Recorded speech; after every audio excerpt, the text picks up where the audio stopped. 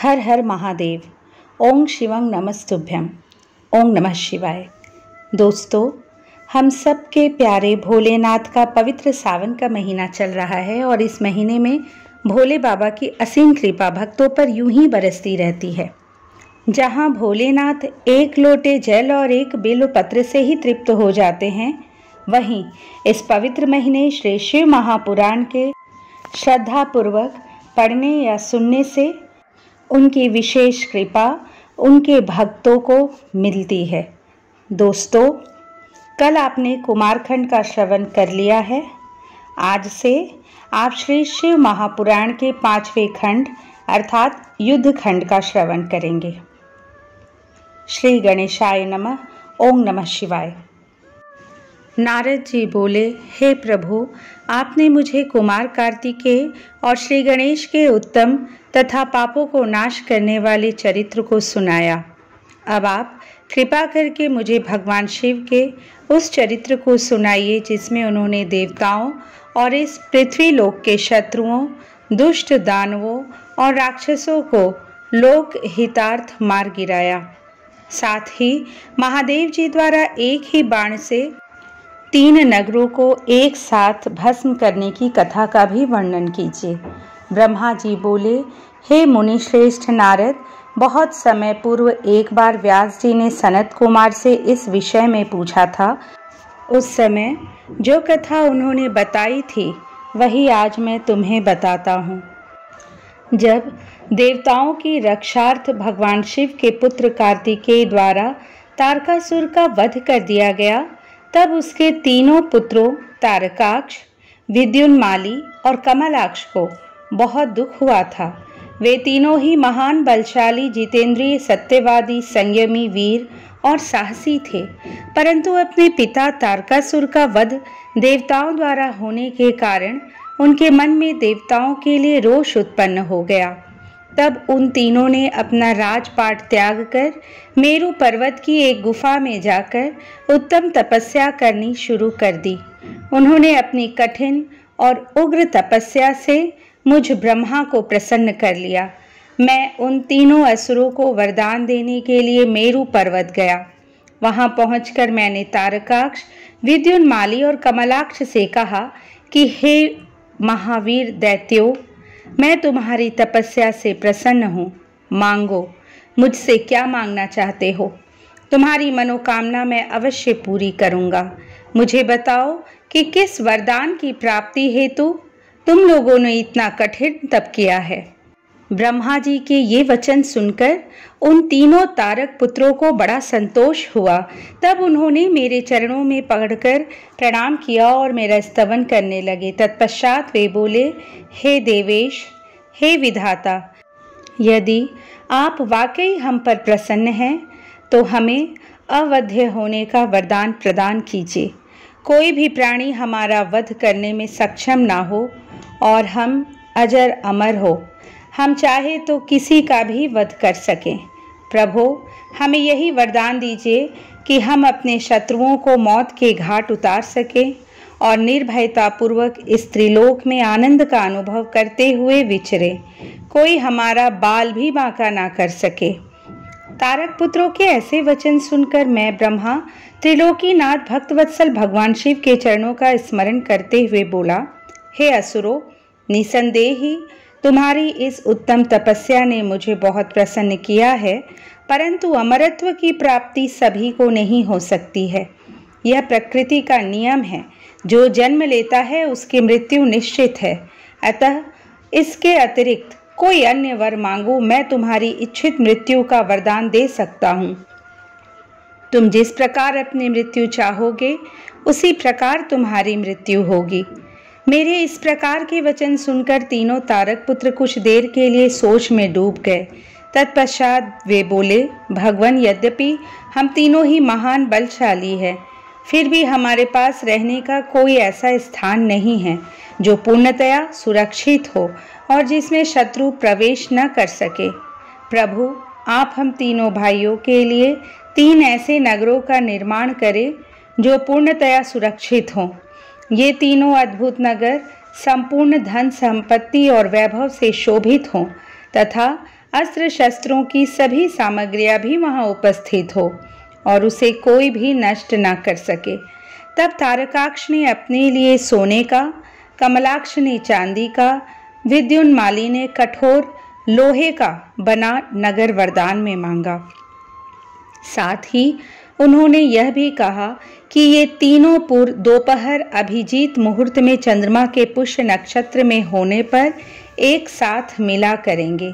ये तीनों ही महल आकाश में नीले बादलों में एक के ऊपर एक रहेंगे तथा जनसाधारण सहित किसी को भी नहीं दिखाई देंगे।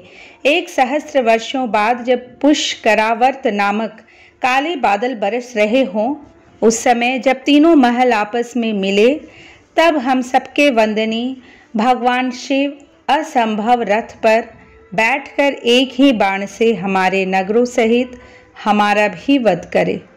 इस प्रकार तारकासुर के पुत्रों के मांगे वरदान को सुनकर मैं मुस्कुराया और तथास्तु कहकर उनकी इच्छित वर उन्हें प्रदान कर दिया। फिर मैं दानों को बुलाकर ऐसे 3 लोकों को बनाने की आज्ञा देकर मैं वहां से अपने लोक को लौट आया।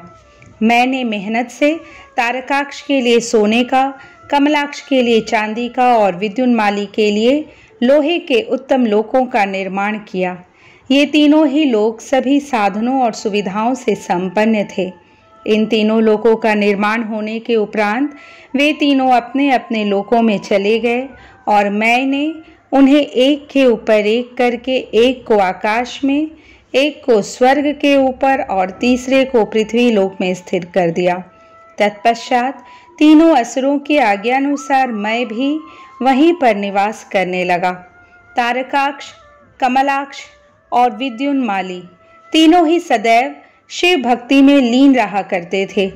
इस प्रकार वे तीनों ही असुर अब आनंद पूर्वक अपने अपने लोकों में सुखों को भोगने लगे। नारद जी बोले, हे पिताश्री, जब तारकासुर के तीनों पुत्र तारकाक्ष, कमलाक्ष और विद्युन्माली आनंद पूर्वक अपने अपने लोकों में निवास करने लगे, तब फिर आगे क्या हुआ? ब्रह्मा जी बोले, हे नारद, तारक पुत्रों के तीनों लोकों के अद्भुत तेज से दग्ध होकर सभी देवतागण देवराज इंद्र के साथ दुखी अवस्था में ब्रह्मलोक में मेरी शरण में आए। वहां मुझे नमस्कार करने के पश्चात देवताओं ने अपना दुख बताना शुरू किया। वे बोले, हे विधाता, त्रिपुरों के स्वामी तारकाक्ष, कमलाक्ष और विद्युन्माली नामक तीनों तारक पुत्रों ने हम सभी देवताओं को संतप्त कर दिया है। भगवान, अपनी रक्षा के लिए हम सभी आपकी शरण में आए हैं। प्रभु, आप हमें उनके वध का कोई उपाय बताइए ताकि हम अपने दुखों को दूर करके पुनः पहले की भांति अपने लोक में सुख से रह सके। यह सुनकर मैंने उनसे कहा, हे देवताओं, तुम्हें इस प्रकार उन तारक पुत्रों से डरने की कोई आवश्यकता नहीं है। तुम्हारी इच्छा के अनुसार मैं तुम्हें उनके वध का उपाय बताता हूँ। उन तीनों ही असुरों को मैंने वरदान प्रदान किया है, अतः मैं उनका वध नहीं कर सकता। इसलिए तुम सब भगवान शिव की शरण में जाओ, वे ही तुम्हारी इस दुख की घड़ी में सहायता करेंगे। तुम उनके पास जाकर उन्हें प्रसन्न करो। मुझ ब्रह्मा के ये वचन सुनकर सभी देवता अपने स्वामी देवराज इंद्र के नेतृत्व में भगवान शिव के पास कैलाश पर्वत पर पहुंचे।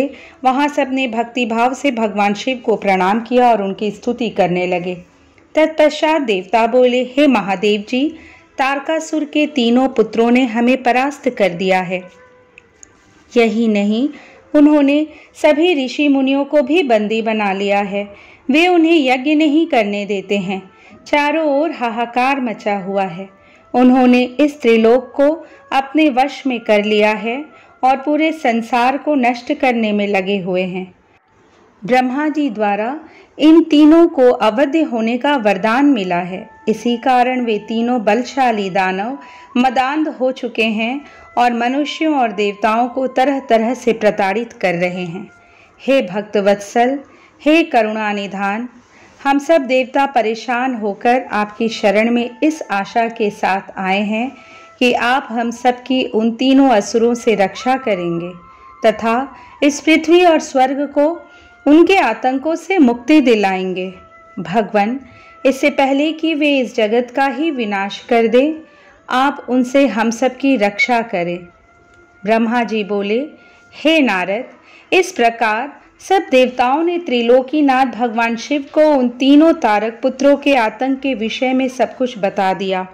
तब सारी बातें सुनकर भगवान शिव बोले, हे देवताओं, मैंने तुम्हारे कष्टों को जान लिया है।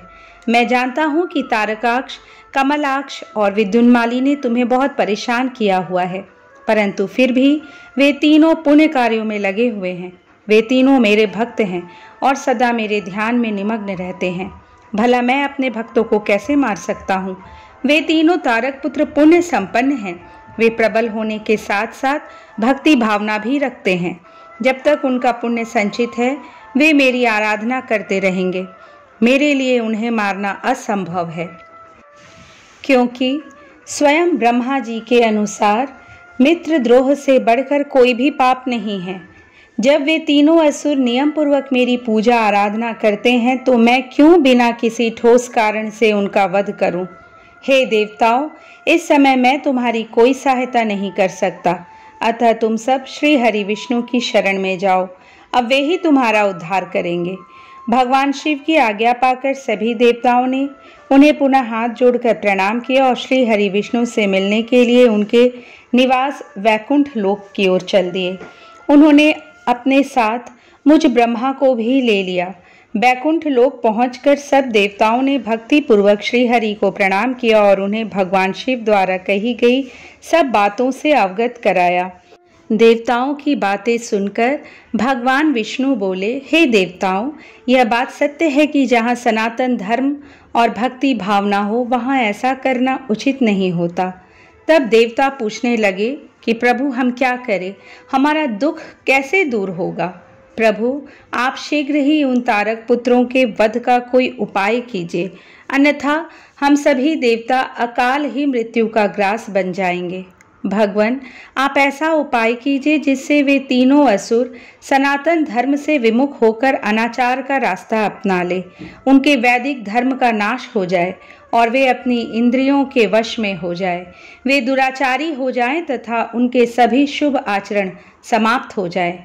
तब देवताओं की इस प्रार्थना को सुनकर भगवान श्री हरि विष्णु एक पल को सोच में डूब गए। तत्पश्चात बोले, तारक पुत्र तो स्वयं भगवान शिव के भक्त हैं, परंतु फिर भी जब तुम सब मेरी शरण में आए हो तो मैं तुम्हें निराश नहीं करूंगा, तुम्हारी सहायता अवश्य ही करूंगा। तब श्री हरि विष्णु ने मन ही मन यज्ञों का स्मरण किया। उनका स्मरण होते ही यज्ञगण तुरंत वहां उपस्थित हो गए। वहां श्री हरि को नमस्कार करके उन्होंने पूछा कि प्रभु, आपने हमें यहाँ क्यों बुलाया है? तब श्री हरि मुस्कुराए और बोले कि हमें तुम्हारी सहायता की आवश्यकता है, इसलिए हमने तुम्हारा स्मरण किया है। तब वे देवराज इंद्र से बोले कि हे देवराज, आप त्रिलोक की विभूति के लिए यज्ञ करें। यज्ञ के द्वारा ही तारक पुत्रों के तीनों पुरों अर्थात नगरों का विनाश संभव है। भगवान श्री हरि विष्णु के ये वचन सुनकर सभी देवताओं ने आदर पूर्वक विष्णु जी का धन्यवाद किया और उन्हें प्रणाम करने के पश्चात यज्ञ के ईश्वर की स्तुति करने लगे। तत्पश्चात उन्होंने बहुत विशाल यज्ञ का आयोजन किया। सविधि उन्होंने उत्तम यज्ञ भक्ति भावना से आरंभ किया। यज्ञ अग्नि प्रज्वलित हुई। यज्ञ पूर्ण होने पर उस यज्ञ कुंड से शूल, शक्तिधारी, विशालकाय हजारों भूतों का समुदाय निकल पड़ा। तत्पश्चात अनेक रूपों से युक्त नाना वेशधारी कालाग्नि रुद्र के समान तथा काल सूर्य के समान प्रकट हुए। उन भूतों ने भगवान विष्णु को नमस्कार किया।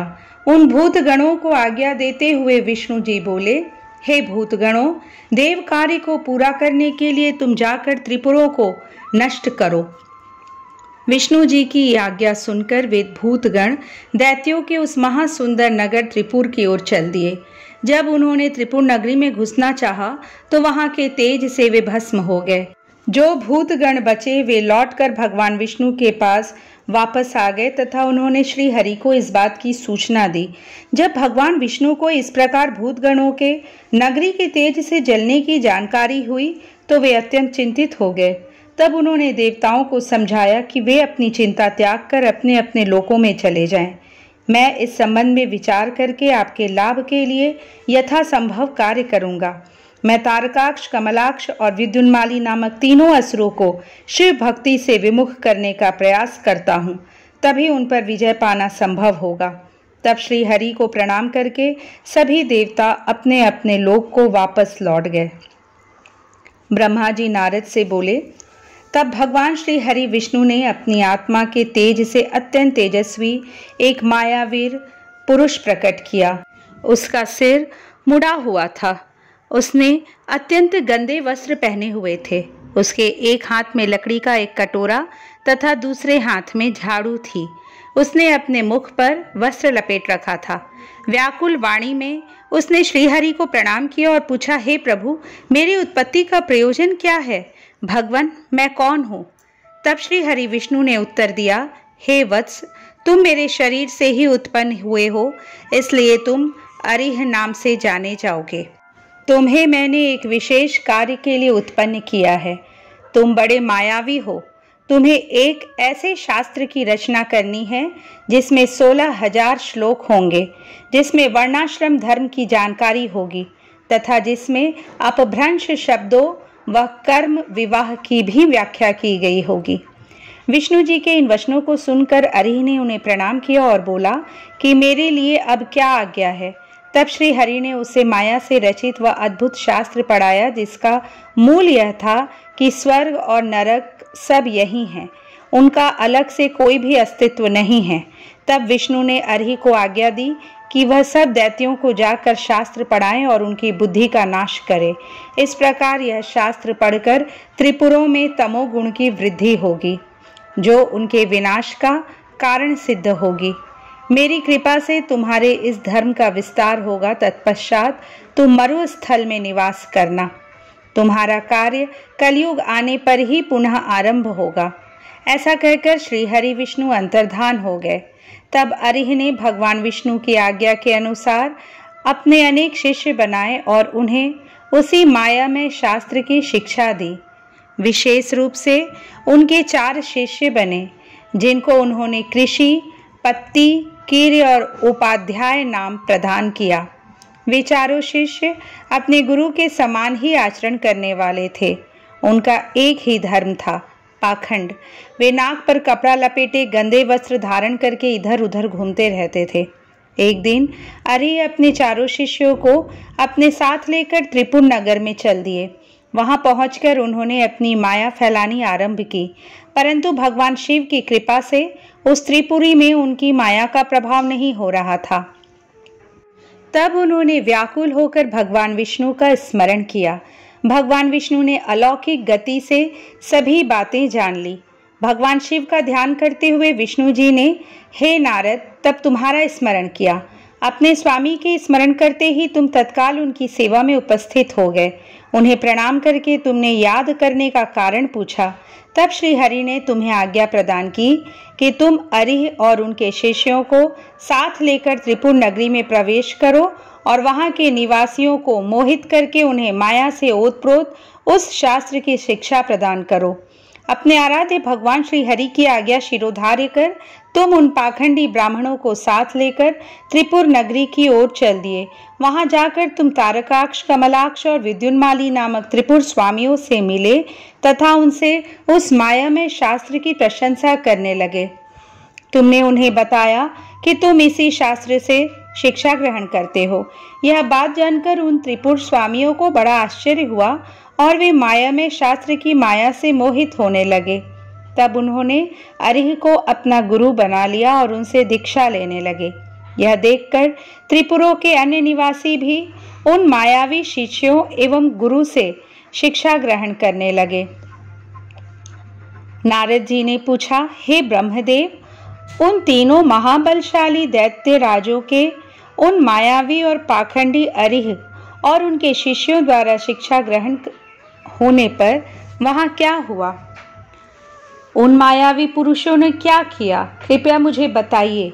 नारद जी का प्रश्न सुनकर ब्रह्मा जी बोले, हे नारद, जब त्रिपुर के राजा ही उस माया में शास्त्र द्वारा दीक्षित हो गए तो वहां की जनता क्यों नहीं होती? अरिह ने कहा, मेरा ज्ञान वेदांत का सार है। यह अनादिकाल से चला आ रहा है। इसमें कर्ता कर्म नहीं है। आत्मा के देह अर्थात शरीर से जितने भी बंधन हैं वे सब ईश्वर के ही हैं। ईश्वर के समान कोई भी न तो शक्तिशाली है और न ही सामर्थ्यवान। ब्रह्मा, विष्णु और महेश सब अरिहन ही कहे जाते हैं। समय आने पर ये तीनों ही लीन हो जाते हैं। आत्मा एक है। मृत्यु सभी के लिए सत्य है। मृत्यु शाश्वत है और सबके लिए निश्चित है। इसलिए हमें कभी भी हिंसा नहीं करनी चाहिए और सदा ही अहिंसा के मार्ग पर चलना चाहिए। अहिंसा ही परम धर्म है। किसी को दुख पहुंचाना महापाप है। इसलिए हमें कभी भी कमजोर और निर्बलों को नहीं सताना चाहिए। दूसरों को क्षमा करना ही सबसे बड़ा गुण है। इसलिए सदा अहिंसा का मार्ग अपनाना चाहिए। हिंसा और लड़ाई झगड़े का मार्ग हमें नरक की ओर ले जाता है। इसलिए किसी को डराओ धमकाओ मत। सदैव विनम्रता का आचरण करो। भूखों को भोजन दो, रोगियों को औषधि और छात्रों को विद्या का दान करो। भक्ति के साथ उपासना करो। आडंबरों की कोई आवश्यकता नहीं होती। मन को शुद्ध रखो तथा 12 स्थानों की पूजा करो, जिनमें 5 कर्मेंद्रियां, 5 ज्ञानेंद्रियां तथा मन व बुद्धि सम्मिलित है। इसी धरा पर ही स्वर्ग और नरक दोनों स्थित है। अतः अनावश्यक रूप से उनकी कामना मन में लेकर अपने को कष्ट देना पूर्णतः गलत है। शांति और सुख पूर्वक मरना ही मोक्ष की प्राप्ति है। स्वर्ग की प्राप्ति की इच्छा मन में लेकर हवन की अग्नि में तेल, घी और पशु की बलि देना कहाँ की मानवता है। इस प्रकार उन असुर राजाओं को अपना जीवन दर्शन सुनाकर अरिह उस पुर के निवासियों से बोले कि मनुष्य को सुख पूर्वक निवास करना चाहिए। आनंद ही ब्रह्म है और परम ब्रह्म की प्राप्ति सिर्फ एक कल्पना है। तभी कहता हूँ कि जब तक आपका शरीर स्वस्थ और समर्थ है, अपने सुख का मार्ग ढूंढकर उसका अनुसरण करो, अन्यथा शीघ्र ही तुम पर बुढ़ापा आ जाएगा और तुम्हारा शरीर नष्ट हो जाएगा। इसलिए ज्ञानियों को स्वयं अपने सुख की खोज करनी चाहिए। मेरी इस बात का समर्थन वेद भी करते हैं। मनुष्य को जाति पाति के बंधनों में फंसकर कभी किसी को कम नहीं समझना चाहिए।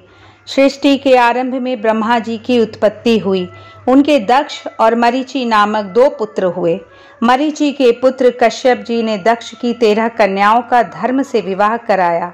फिर प्रजापति के मुख, बाहु, उरु, जंघा और चरण से वर्ण उत्पन्न हुए, ऐसा कहा जाता है। परंतु ये सभी बातें गलत जान पड़ती है, क्योंकि एक ही शरीर से जन्म लेने वाले सभी पुत्र भिन्न भिन्न रूप वाले कैसे हो सकते हैं। इसलिए वर्ण भेद को अनुचित मानना चाहिए। ब्रह्मा जी बोले, इस प्रकार उन अरिह नामक धर्मात्मा ने अपने भाषण द्वारा तारकाक्ष, कमलाक्ष और विद्युन्माली नामक तीनों असुरों के निवासियों को वेद मार्ग से विमुख कर दिया। साथ ही उन्होंने पतिव्रता स्त्रियों के पतिव्रता धर्म और पुरुषों के जितेंद्रिय धर्म को अस्वीकार कर दिया। उन्होंने धर्म, यज्ञ, तीर्थ, श्रद्धा और धर्म शास्त्रों का भी खंडन किया। विशेष रूप से उन्होंने भगवान शिव की पूजा न करने के लिए सभी को प्रोत्साहित किया और सब देवताओं के पूजन और आराधना को व्यर्थ बताया। इस प्रकार उन अरिह ने पुर के वासियों को अपने झूठे धर्म और पाखंड से मोहित कर दिया। इस प्रकार वहां अधर्म फैल गया। तत्पश्चात भगवान श्री हरि विष्णु की माया से देवी महालक्ष्मी भी उन त्रिपुरों में अपना अनादर देख उस स्थान को त्याग कर चली गई। व्यास जी ने पूछा, हे सनत कुमार जी, जब उन त्रिपुर स्वामियों की बुद्धि उनकी प्रजा सहित मोहित हो गई तब क्या हुआ? कौन सी घटना घटी? प्रभो, कृपा कर इस विषय में मेरे ज्ञान को बढ़ाइए। तब व्यास जी के प्रश्न का उत्तर देते हुए सनत कुमार जी बोले, हे महर्षि, जब उन तीनों पुरों का मुख पूर्व दिशा की ओर हो गया और तारकाक्ष, कमलाक्ष और विद्युन्माली नामक दैत्यों ने भगवान शिव का पूजन और अर्चन छोड़ दिया, तब उनके राज्य में चारों ओर दुराचार फैल गया। उस समय भगवान विष्णु और ब्रह्मा जी सभी देवताओं के साथ भगवान शिव की स्तुति करने कैलाश पर्वत पर गए। वहां पहुंचकर उन्होंने शिव जी को साष्टांग प्रणाम किया। तत्पश्चात देवता बोले, हे देवाधिदेव, हे करुणानिधान, आप सभी जीवों के आत्मरूप कल्याण करने वाले और अपने भक्तों की पीड़ा हरने वाले हैं। गले में नीला चिन्ह होने के कारण आप नीलकंठ कहलाते हैं। हम हाथ जोड़कर आपको प्रणाम करते हैं। आप सब प्राणियों एवं देवताओं के लिए वंदनीय हैं तथा सबकी बाधाओं और विपत्तियों को दूर करते हैं। भगवान, आप ही रजोगुण, सतोगुण और तमोगुण के आश्रय से ब्रह्मा, विष्णु और महेश के अवतार धर कर जगत की सृष्टि, पालन और संहार करते हैं। आप ही अपने भक्तों को इस भवसागर से पार कराने वाले हैं। वेद आपके परब्रह्म स्वरूप और तत्व रूप का वर्णन करते हैं। आप सर्वव्यापी, सर्वात्मा और इन तीनों लोकों के अधिपति हैं। आप सूर्य से भी अधिक तेजस्वी और दीप्तिमान हैं। हम आपको नमस्कार करते हैं। आप ही इस प्रकृति के प्रवर्तक हैं तथा सब प्राणियों के शरीर में रहते हैं। ऐसे परमेश्वर को हम प्रणाम करते हैं। हे शिव शंभो, तारकाक्ष, कमलाक्ष और विद्युन्माली नामक त्रिपुर स्वामियों ने हम देवताओं को अनेकों प्रकार से परेशान कर प्रताड़ित किया है। वे देवताओं का विनाश करने के लिए उन्मुख है। हे प्रभु, हम आपकी शरण में आए हैं। भगवान, उन असुरों का विनाश करके हमारी रक्षा कीजिए। इस समय तीनों असुरों ने धर्म मार्ग को छोड़ दिया है और नास्तिक शास्त्र का पालन कर रहे हैं। आपकी इच्छा के अनुरूप तारकाक्ष, कमलाक्ष और विद्युन्माली तीनों धर्म कर्म से विमुख हो गए हैं। अतः अब आप उनका वध कर देवताओं को मुक्ति दिलाइए। इस प्रकार कहकर सभी देवता चुप हो मस्तक झुकाकर खड़े हो गए। तब भगवान शिव बोले, हे देवताओं, तारकाक्ष, कमलाक्ष और विद्युन्माली तीनों ही यद्यपि धर्म से विमुख होकर धन, वैभव और ऐश्वर्य रूप में डूबकर सब कुछ भूल गए हैं, परंतु फिर भी वे मेरे असीम भक्त रहे हैं। जब भगवान विष्णु ने उन त्रिपुर स्वामियों को वहां की प्रजा के साथ मोहित कर धर्म कर्म से विमुख कर ही दिया है, तो वे स्वयं ही उनका वध क्यों नहीं कर देते। शिव जी के ये वचन सुनकर ब्रह्मा जी बोले, हे परमेश्वर, आप भक्त वत्सल है।